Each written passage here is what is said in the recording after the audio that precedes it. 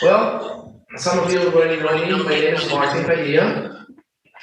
And yeah, I am entering into the diaconate program. This is a 5 years program. Uh, it's a formation that most of you, some of you might wondering how to begin with. How do you start with this journey? Well, it is a life process. It's through your service in the communities, through the service within your pastor in your church, through homeless shelters, places where they cook and serve food for others, and that's how you begin your journey. But this is something that you born with it, and I think I have been blessed to born with that gift of service. Service is my passion. Service is what it brings me joy, is what I enjoy the most. A lot of times I am busy in life like everyone else, and that life involves you into work and different activities and don't have enough time to serve. But when I do it, I enjoy it. And my body knows they're here, and I'm not lying. So, so how all this start? Like I said, once you people sees you serving in the communities, a lot of times they be asking you, why don't you become a deacon? Why don't you do something else? Why don't you go to a formation program? And that's how I start. I've been serving in different communities. I was in the diocese of San Jose since 1988. That's when I came from Mexico through 2008, I believe. That's when I moved to Livermore. So I have good friends in the diocese of San Jose. They were always asking me if I wanted to become a deacon. I have such a good friends there. So, and the call has been in my life since I was a kid, but I will talk about that later. So I continue on with this. I'll give you a brief description of what it takes and what it needs to be entered into the diaconate program in the dioceses. So once you receive the call from God and the invitation through your friends and priests, and if you got the call from God, it is normal that you start inquiring, wondering about getting more information about it. And once you have that information and your willingness to proceed, they will call you for a 4 discernment classes. It's a full Saturday where you talk about your faith, you talk about who you are, what you want to do, why is it that you want to become a deacon, and all that, and also they tell you about your responsibilities, obligations, and what did you need to be or what did you need to do to be part of. So it requires a lot of prayer too, a lot of prayer. And through the prayer comes a lot of questions that only God can answer those if you have the call. So that's how I start. And at the beginning, when we first started, there was 35 men that inquired in the diocese. 35 of us. So 35 showed up to the first 4 classes, discernment classes. And after all those 4 classes, 13 of them dropped out, leaving us only 22. 22 of us actually fill out the application and move on with the formation program. So now it is a little bit over a year that we are into the program. And through the programs, there has been, a lot of questions. You have to learn more about yourself, and not only superficially, but going deeper into you through prayers, through reading, through your life experience. And now there's only 18 of us. 18 of us. So pray for all of us. It's not an easy task. It's not easy to be there. We all have families. We all have a family to support, bills to pay, and but we're there to serve the Lord. This is a life-changing process that requires a lot of discipline, willingness, and be a good example in every aspect of your life, in your communities, and wherever you are. So that means your nights out are gonna be less drinking, less party. So with the media, you gotta be careful with this too, because you post something wrong and you'll be here for the bishop. So that's something that you don't want to. Uh, they will be checking on you, or people will be checking on you, or expecting a lot from you. And not just from me, within my families too. I have the daughters, I have a wife, and obviously you all expect to have a good standard from them, right? And them to be a good example. So my daughters, thanks God, I have the most beautiful daughters and great kids. So I don't have no problem with that. My wife is just the best wife I ever had. God really blessed me. But it is a commitment for everybody. This process to me is an invitation to be the best version of you. And I don't know if you know, the best version of us is being created in the image of God. Right? So that'll be the end of the brief description about the what needs to be a deacon, and we're gonna get into the main part of this evening.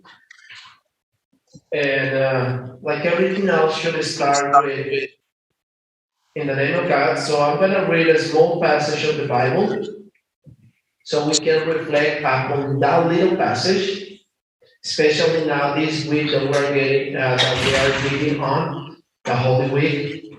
So Genesis 1:27 says, God created mankind in his image. In the image of God, he created them, male and female. He created them. So we are created in the image of God. We all know what God is, right? God is love. God is mercy. God is caring. God is compassion. God is companion. Are we imitating God through our lives?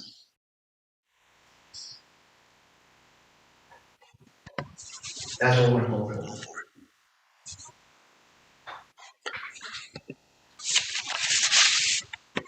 This is the main focus of this evening, so we can reflect upon that passage. And I will move on with my testimony of life. And through my testimony of life, you guys will see if we are living God. Okay, like you all know, my name is Martin Padilla. I was born and raised in Mexico, in the state of Jalisco, in a little town called Cañadas del Obregón, Jalisco. It's about 60 to 70 miles northeast of Guadalajara. I'm the youngest of a family of 10. That means I have nine siblings. There was no TV back then, so my parents had to Had to maintain maintain entertainment. entertainment. I'm I'm glad glad you that guys you are guys are still still awake. awake. Okay, coming from a family of 10 is not easy, and being the youngest is not easy too. Why? Because they'll be picking on you. So, I am coming from a family where my dad was, well, he's still alive, thanks God. He's gonna be 94 this year, and he still is alive. But coming from a family where he is that type of person, that type of Mexican macho, where he's the authority and period, you have no voice what to say or anything. So he was constantly abusing us physically, verbally, mentally, and all that. So for a young kid, to be living on that atmosphere, being the youngest of the family, my oldest brothers were growing up and leaving the house, leaving my dad with more fear and more angry, and guess who had to pay for all that? Always the youngest, right? My oldest brothers were doing something wrong, and guess who they blame for? So who do you think my dad is gonna do? Always go and beat me, abuse me, uh, and if I say something, my brothers will do the same thing to me. So to me, there was actually no one where to go to, because if for help, I could I go to could my go to my mom. mom. Mom is Mom just is the just the best best. woman I ever met. She is a saint. Putting up with my dad for 75 years. As a matter of fact, they will be 75 years married in November 22nd of this year, and she's And still she putting still up with put up him. with him. So, but what good would it be for me to go to my My mom? mom. Not much. She has no say. Man has the last word. That's how our culture is, especially in that region where I grew up. So, the only thing that I have left was God. He was my only friend. I don't see him, but I knew he was there. So, I know times flies. Um, After I've been obligated and to take the blame for all my brothers and all that, there was this day that I said, enough, I'll just put up with all this. Okay? And I'm gonna say something that only these two guys and my wife and God through a confession knows. Okay? I said enough is enough. I can't live this life anymore. I was about 11 years old and I went to this old bar that we have where my dad keeps all his tools and stuff that he don't want to keep in the house. And I remember him keeping a jar of poison where he uses to kill the raccoons and the rats and the mice and whatever animals, intruders come to our house. So and I said, that's it. So I choked that thing. I drink the whole thing. I said, that's it.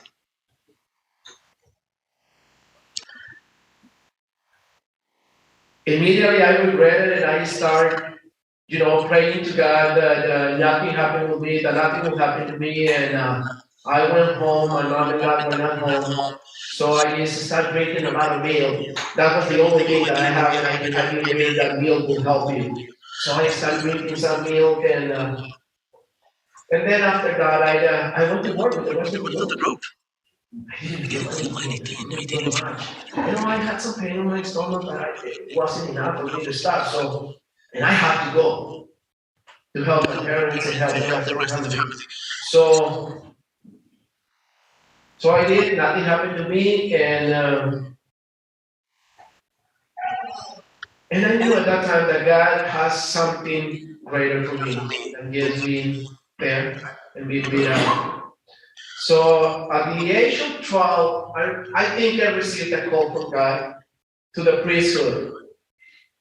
And I really wanted to get education and, become a priest. I really love it.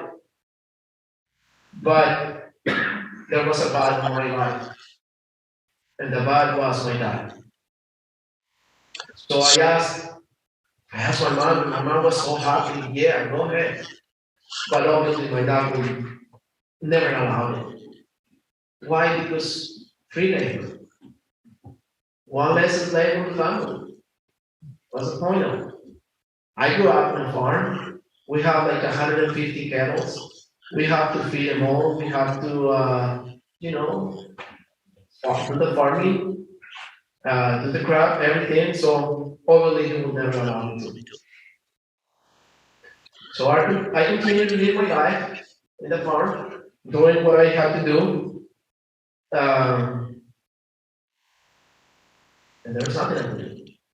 Till I reached 18 and then I flee. I left.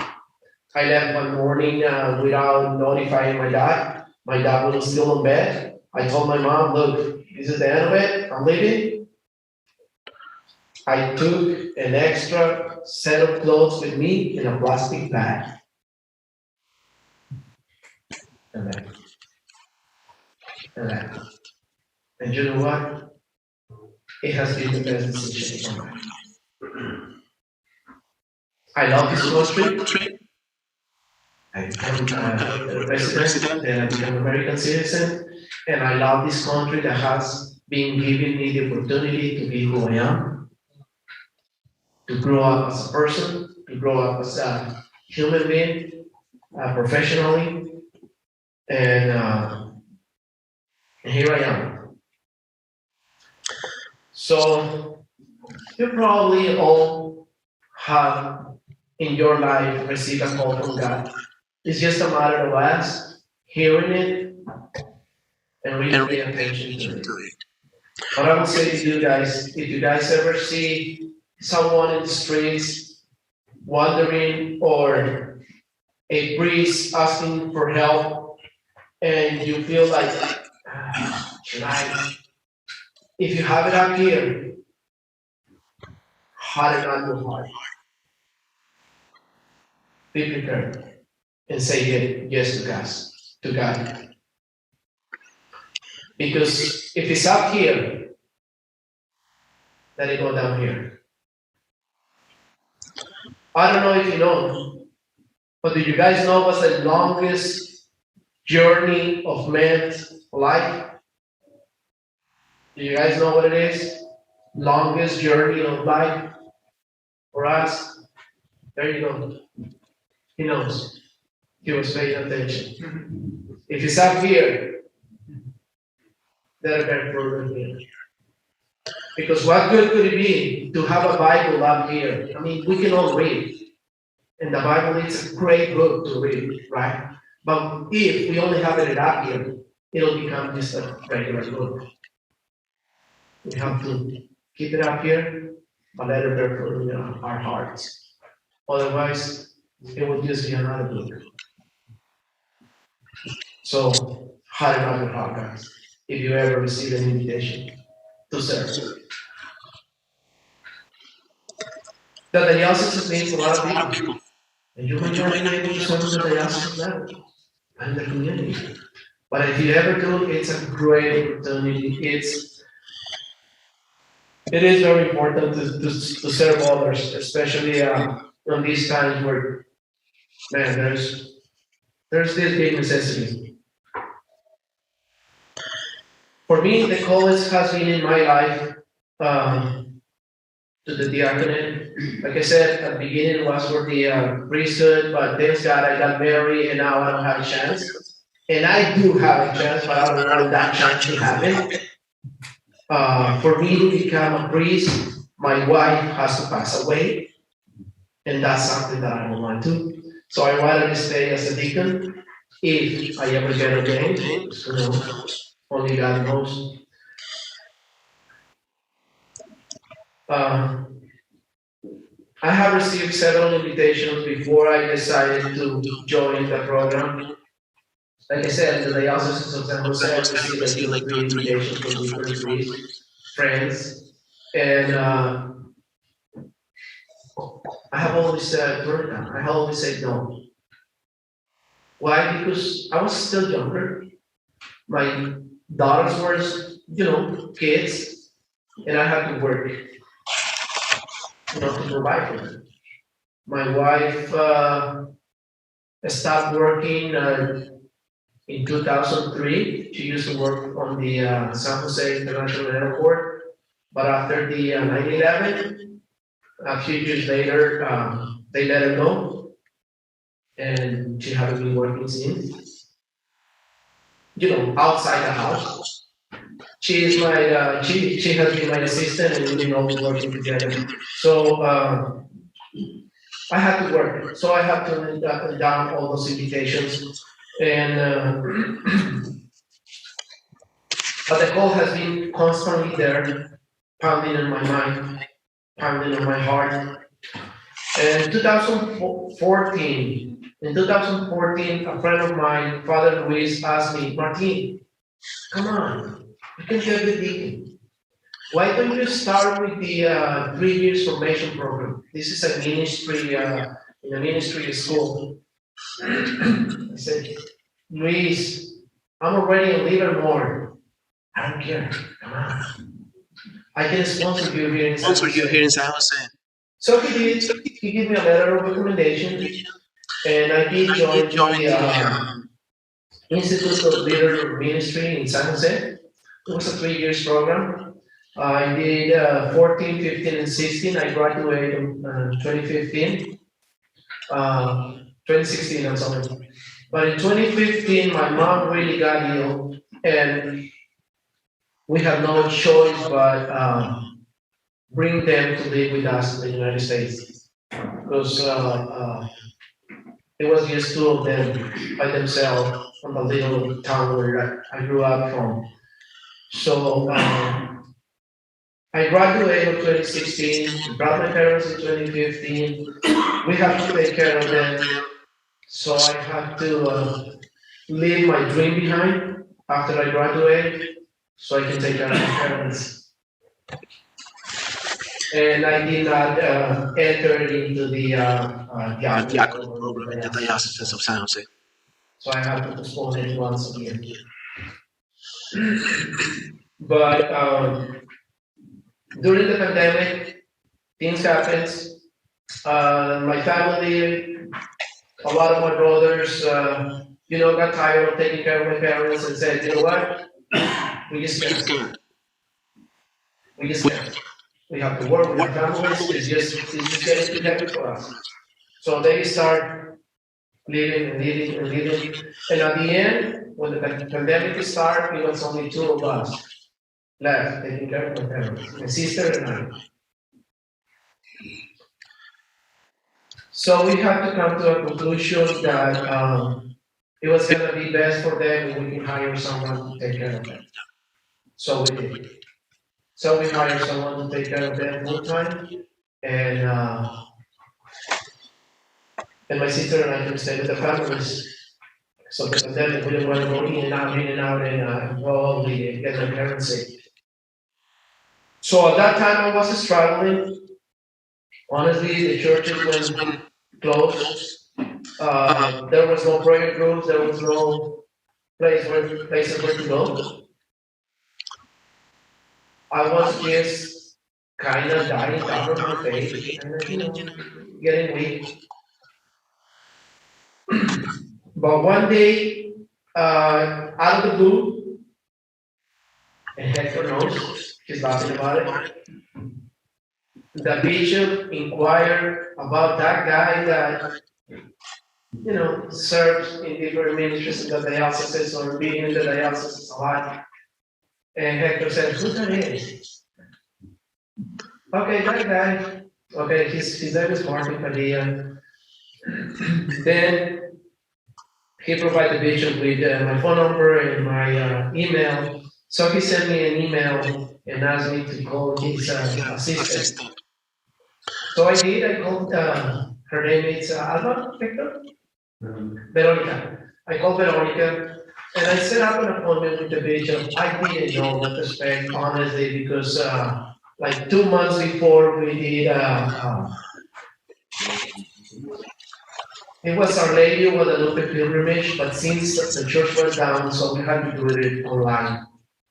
And I had to be in front of the mic and in front of the for almost all day. So the bishop was there, and I said, I must have said something wrong for him to call me. I just don't know what to say. I was kind of scared. So I did. And he said, Martin, this is not something that I'm used to do. This is the second time in my life that I'm doing it, but I'm still going to do it. Would you like to become a deacon? Would you like to start joining the program? And I realized that I have been putting deaf ears to the call since I was a kid. And it's about time to respond to God's call. So here I am. Process has been doing good. I love it. I enjoy the fellow parishioners that are there. Like I said, it's a process. Only God knows if I will ever get ordained. But if I ever get ordained, honestly, I would like to be able to help and serve in a form where I can help others to heal that wound from our childhood. Because I know a lot of us, especially people from Mexico, we were born and raised in families where we were abused every day. So, and that has been something in our lives that we keep in our hearts. And a lot of these people are continue to make the same mistakes as their parents did. And I think it's about time for someone to cut that chain and live your life. Your life, not live the life of others. So I would love to help all those people to heal those wounds and forgive. First of all, forget God. Because when there is pain, you always blame God for it. You always question God. Why? Why is this happening to me? I was just a kid.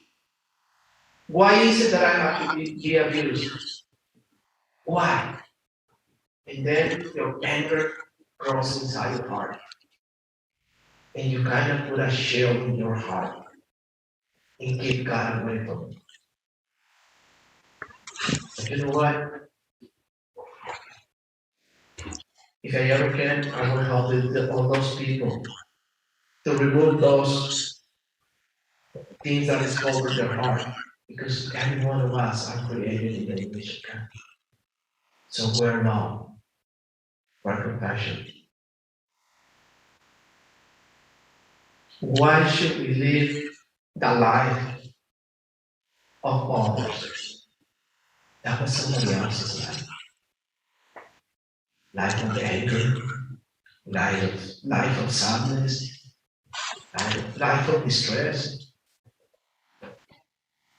Why should I live that life?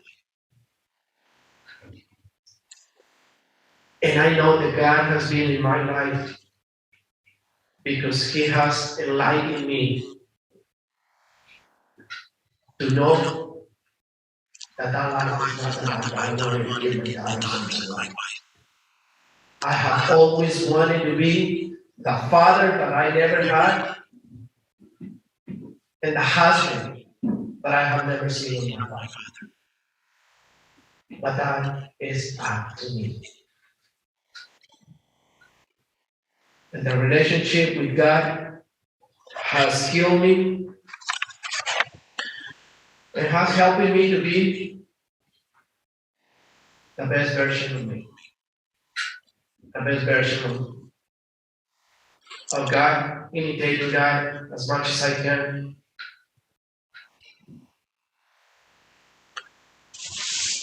And not to judge my father or my brothers or all those people that have been abusing me in my life.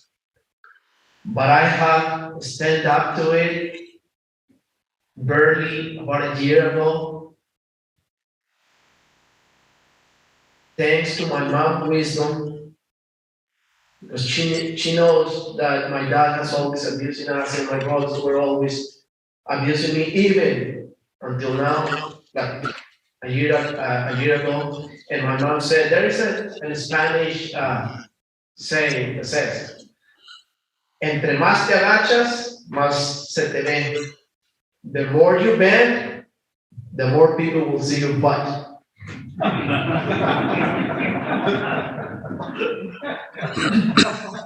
So my mom told me that about 2 years ago. And I said, it is time for Martin to live his life. And I did wrote up a nice letter to my family. I sent it all over to my father and to my 9 siblings. And I told them how I feel. I told them that I love them. But Martin is not the same Martin. I would not be doing the wrong things that they want me to do for them. That is abuse. And I have to stand up for it, and I have to live my life, and I have to be able to make my own decisions. I have helped my family tremendously, and they always want more from me. And I think it's about time for me to say yes to the Lord, help myself, help my immediate family, which is my wife and 2 daughters, and let's see where my faith takes me. Only God knows. But that's something that I have in my life. I don't try to understand why things happen. I'm just know that God has a plan. And the plans of God, it's always the best for all of us. So I would appreciate you guys listening to my story. I don't see any of you sleeping yet. But that is my story. That is the history of God, because I am a temple of the Holy Spirit. Thank you all for being here tonight. And God bless you all. And when you guys go home, it's be like St. Joseph. Remember last month we were here, talking about St. Joseph. So let's be the father, let's be the grandfather, and let's be the husband that Joseph was to our Lady Virgin Mary. Thank you guys.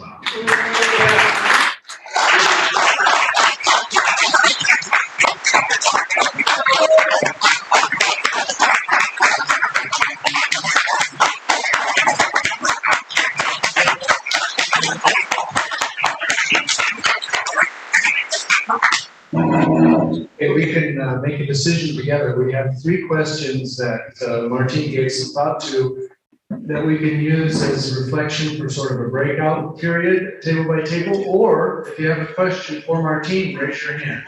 Let's see where the energy in the room is. Do you have any questions for Martine? Hector? Got it, Hector. What was your work as a child? What you did as a child? What was your work as a child? What you did in the farm? You didn't say nothing. No, I didn't say that because honestly, I was, I had to cut out a lot because of time wise. But yeah, he's asking me what was I doing on the farm. Well, since I was the youngest of the family, my job was to get up earlier than anybody else with my mom. And I remember, especially in winter time, that's something that I still have on my mind. In that region where I grew up from, temperatures tend to drop somewhere around 20, 22 probably at the most, which is sticking cold. So being a young kid at the age of 5, 6, 7, have to be get up at 5 a.m. in the morning with frozen temperatures, very thin clothes, with sandals, and have to walk to bring the cows close to the house so they can be to milk them later. It was easy. I remember I was in times crying. I was freezing up to death. And after, I brought all the cows home, and then ready, I will go and prepare everything that I need to prepare for my brothers and I to milk the cows, and then I can go up and ask my brothers to get up. They suppose about an hour later, and then we're still complaining. But yeah, it was tough. And then after, we're done milking the cow, like 2 hours later, this was already around 8:30 in the morning. And there was my dad getting up, walking around with a blanket and with like 3 or 4 jackets, and just to see how much milk we have and how are we doing, and just to criticize our job or spend cash for whatever we didn't do right the way we wanted to. So, and I love it. Anybody else? Yes, sir. Has there been anything as you've been going through training, church, you talk about abuse, anything about the abuse that's happened within the church by clerical or staff? It's just all, it's something that, are they saying, hey, we know this happens, like kind of owning up to it and saying, as we train people coming through, how are we addressing it? Up to this point, we haven't get to that yet. This is just the first year. And the first year is mostly about yourself, getting to know yourself, and who are you and where are you coming from. And they're trying to identify if you have what it takes to become a leader. And if we do, at the end of this year, which will be end of June, we have 2 more classes. Then our teachers will give a recommendation to the bishop if we should continue, on the program or have to drop out. So no, at this point we haven't touched that. I assume if I were to move forward, I will be introduced to that, I'm pretty sure. I might say that every statement or principle to follow psychological evaluation.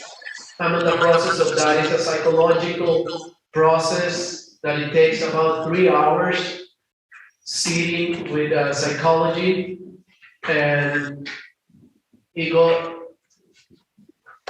it goes over through your whole life. I haven't done it yet. I know I'm online for it, but yeah, it's a 3 hours process and training with the professionals. That's another class that I have to pass before I can go closer to. I don't think, Yeah. I think you're gonna be fine. I think it's just an asshole of the church community to know, hey, if we're training people, we're not turning a blind eye to it. We're owning what's happened and we're bringing the new people up. Not just you, but if you're seeing something or where to go with it, just to kind of get everybody on the same page so people feel better about having their kids in the church and things like that. So. Well, for us, when we first started the program, yes, we all have to go through a fingerprint screen, and they check our criminal record, and all that. So yes, we need to do all that, but that's more superficial than we were asking me about the clerical abuses and all that. But yes, that's something that I want to, often fingerprints and criminal activities.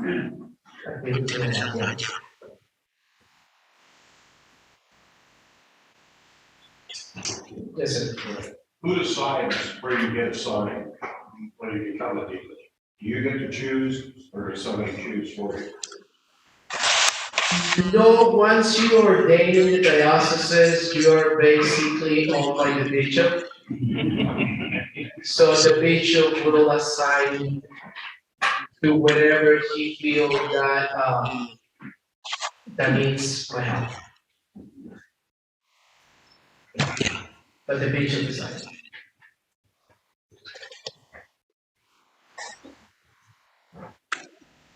So anybody else? You guys want to right now? Well, thank you all.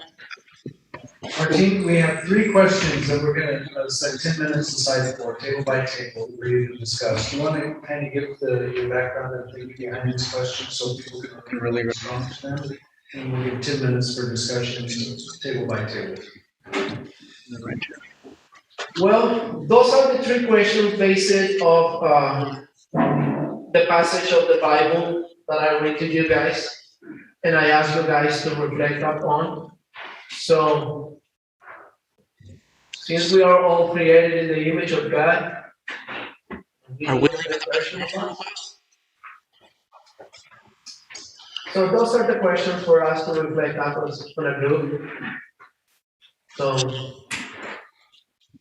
how is your relationship with your family? Do you have a good relationship with your wife, kids, neighbor? Fellow parishioners? How's your relationship with your co-workers? I know we do have some co-workers a lot of times that are like a pain in the butt, a little rock on your shoe.